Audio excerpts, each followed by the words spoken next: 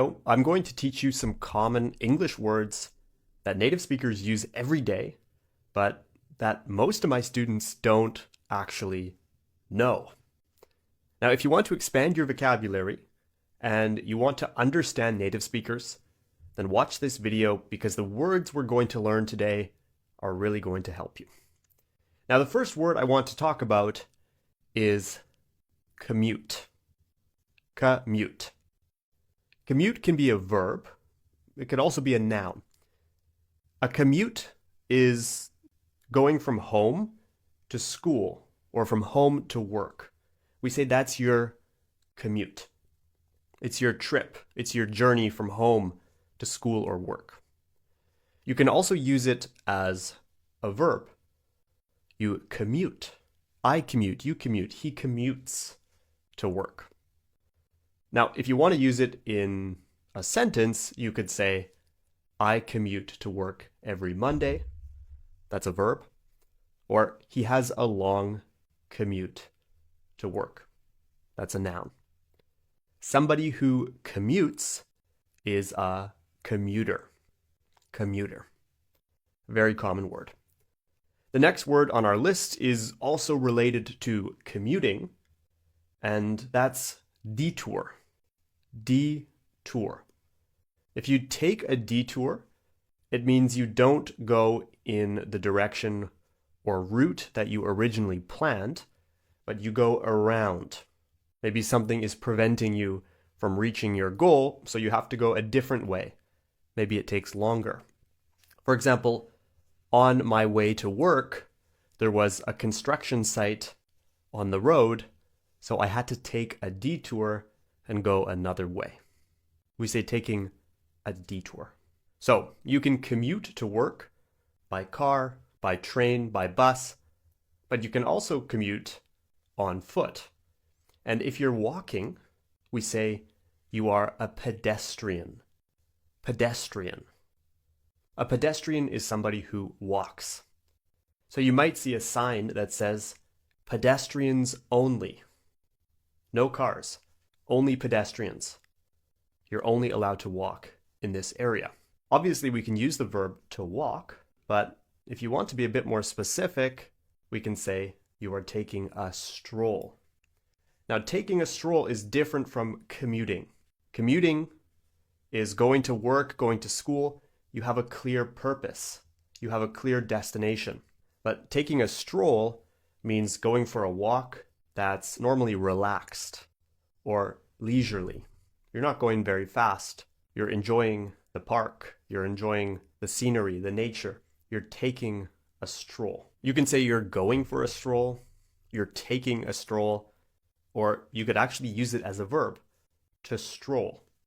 For example, I strolled in the park. Now, it sounds a bit more natural to say you're taking a stroll, but you might also say you're strolling around, which means, again, you're walking around with no real destination. You're enjoying your slow, leisurely walk, your stroll. The next word on our list is the verb to hum. To hum. Very common word, and if you're taking a stroll, or maybe you're in the shower and you hum, it means you sing, but you don't open your mouth. You're humming. Humming. Very common word. Lots of students don't know this one. Another word that I see students not knowing is frown. Frown. When we're happy, we smile. When we're sad, we frown. Happy, smile. Sad, frown. Now, frown can be a verb, to frown. I frown, you frown, he, she, it frowns. Or you can also use it as a noun. For example, it's better to have a smile on your face than it is to have a frown on your face. Okay, before we continue the video, make sure to leave a like if you're finding it useful. Let me know in the comments if you've heard these words, if you knew what they meant, and of course, if you can come up with your own example sentences too. You can subscribe to English at the Ready here on YouTube so you don't miss any future videos, and make sure to click the link in the video description below if you want to learn more about how I can help you improve your English. Now let's get back into the lesson and look at the next word on our list, which is actually another verb. To gaze. To gaze. When you gaze at something, it means you look at it. You look at it with focus, you pay attention to it, you gaze at it. And normally it might be in the distance. For example, I gazed at the beautiful sunset. Or he gazed at the mountains in the distance. To gaze. Very common word. I use it quite often. You'll hear it all the time, but lots of my students don't know this one either. Now, I want to teach you two words, and I want to teach you the difference between them.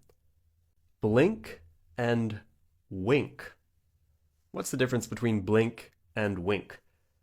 A lot of students don't know this, but when you blink, you close both your eyes.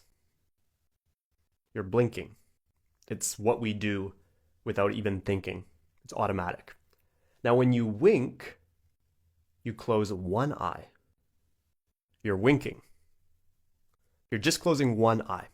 So blinking is when you close two eyes, and winking is when you close one eye. Now, the next word I want to teach you is lethargic. Lethargic.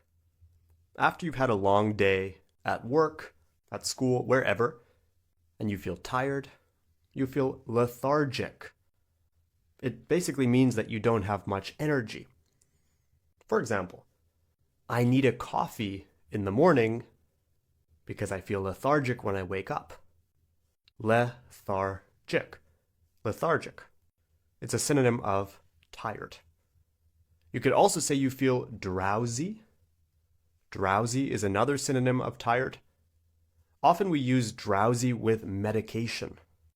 For example, some medication makes you drowsy. It makes you sleepy. You could also say fatigued.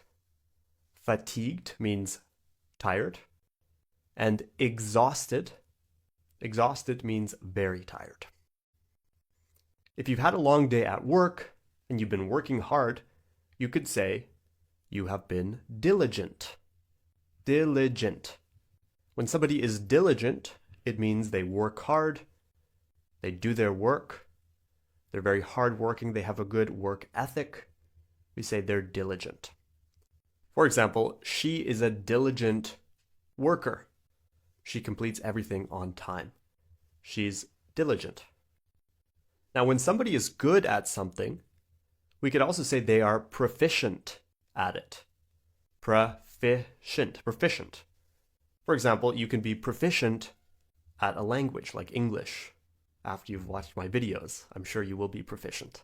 You could also be proficient at an instrument, like playing violin. You could be proficient at skiing. It just means you're good at something. You're proficient. Proficient. If you really enjoy doing something, you could say you are keen on it. You are keen. When you are keen to do something, it means you are eager. You really want to do it. For example, I am keen to learn English. Or I am keen on cooking. It means I really like cooking. I really like learning English. I'm keen on it. Now, I want to teach you one more word that lots of my students don't know, but that's common enough. And that word is plausible. Plausible. Plausible is just a synonym of likely. When something is plausible, it means there is a good chance that it will happen. It's plausible. For example, it's plausible that it will rain tomorrow. It's likely that it will rain tomorrow. We would say it's plausible. I hope you found this lesson useful. As I said before, whenever I teach students in private classes, in my club, or in other situations, I'm always a bit surprised at how many students don't know these words. They are quite common. We use them in everyday situations when we speak English. So I really recommend you study them, you learn them, you make sure you know them, because you will probably encounter them when speaking with native speakers. I hope you found this video useful. If you did, let me know in the comments and leave a like. Don't forget to subscribe to English at the Ready here on YouTube so you don't miss any future lessons from me. And of course, if you want to learn more about how I can help you improve your English this year, click the link in the description below to learn more. I have some great programs and resources to help you, so you don't want to miss out on that. I'll see you in the next lesson and have a great week.